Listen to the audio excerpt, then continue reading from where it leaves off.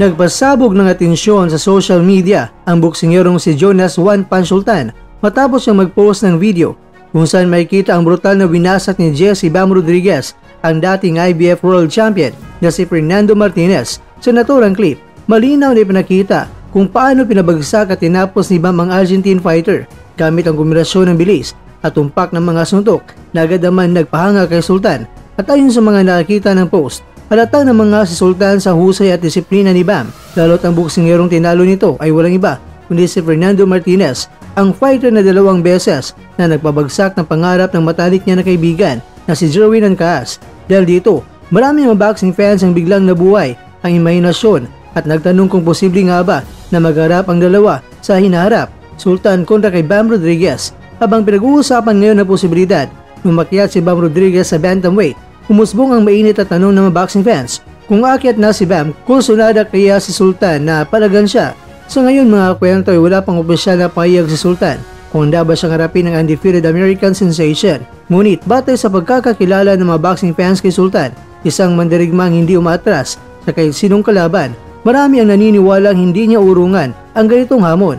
Kung matuloy man, tiyak na magiging masigla at kapanapanabik ang laban na ito, lalo't ang kanilang estilo ay kapwa-agresibo, teknikal at puno na aksyon. Samantala, patuloy naman na umaanin ng papuri si Bam Rodriguez at lalong tumitindi ang interes ng boxing world sa pag-akyat niya ng timbang. Sa ngayon, trending at usap-usapan pa rin ang video na ibinahagi ni Sultan. Patunay na kahit simple lamang ang kanyang post, malaki ang naging epekto nito sa komunidad ng boxing.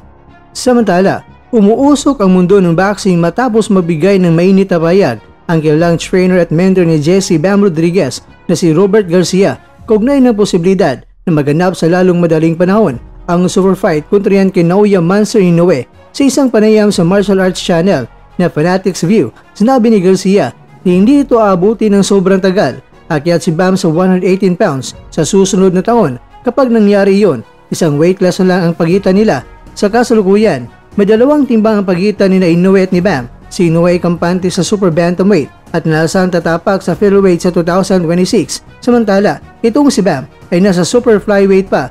Kaya't marami ang naniniwala na hindi pa agad-agad posible ang sagupan. Nung una pa nga mismong si Bam ang nagsabi na medyo matagal pa bago mangyari iyon. Pero taliwas ay nakakala, sinabi ni Garcia na maaring mas mapapaaga pa ang laban kaysa sa inaasahan. At ayon sa kanya, posibleng umakyat si Bam sa bantamweight sa kanyang susunod na laban. At kung magtagumpay, isunod kagad ang pag-akyat sa super bantamweight, ang dibisyon na kung saan naghahari ngayon si Inoue. Malaking tanong ngayon, sino ang unang makakarap ni Bam Rodriguez pag-akyat niya sa bantamweight? Maraming naniniwala na isa ito sa kasalukuyang world champions sa 118 pounds, lalo na't malamang na mabuo ang pag-akyat niya sa panahong magaganap ay nabang ang laban ni Inoue at ni Junto Nakatani. Kapag nagkataon, maaring magbago ng gusto ang balanse kung sino nga ba ang hari sa nasabing dibisyon. Dagdag pa sa pasabog na balita, sinabi ni Garcia, madali lang ang negosasyon para sa laban ni Inoue at ni Bam.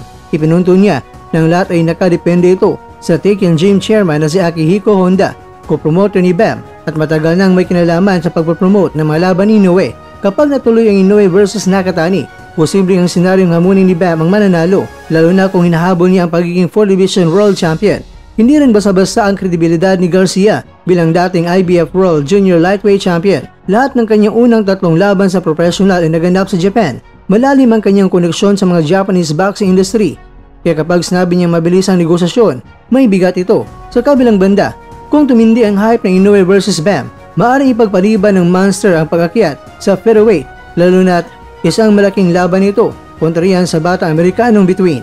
Sa naturang panayam, binigyan din naman ni Garcia na magiging madali lang ang negosasyon. Para sa mga boxing fans, malinaw ang mensahe na papalapit na ang isang napakalaking laban na maaaring maging isa sa pinakamalaking bakbakan sa kasaysayan ng boxing.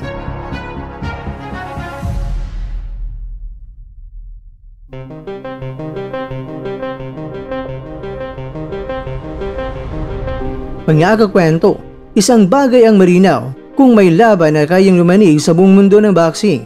Ayon sa mga boxing fans, ay itong sina Inoue at Rodriguez. Ang tanong na lang sa ating mga kaubayan, sa dalawa, sino ang iyong papanigan?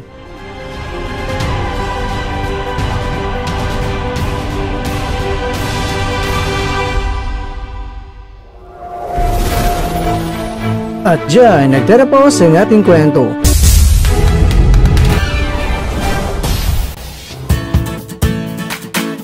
Maraming salamat mga kakwento sa inyong panonood. Pero baka naman mga kakwento ay nagustuhan niyo po ang kwento natin ngayon.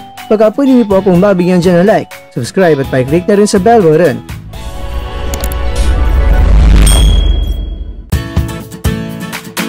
Pero bago tayo tatapos mga kwento, syempre, shoutout po muna tayo dyan sa ating mga kakwento.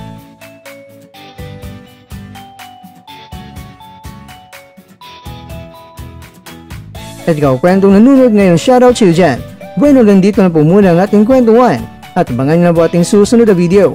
At dito lang po yan sa isang channel na kung saan maaring ito'y mga kwentong di pa na kwento sa inyo.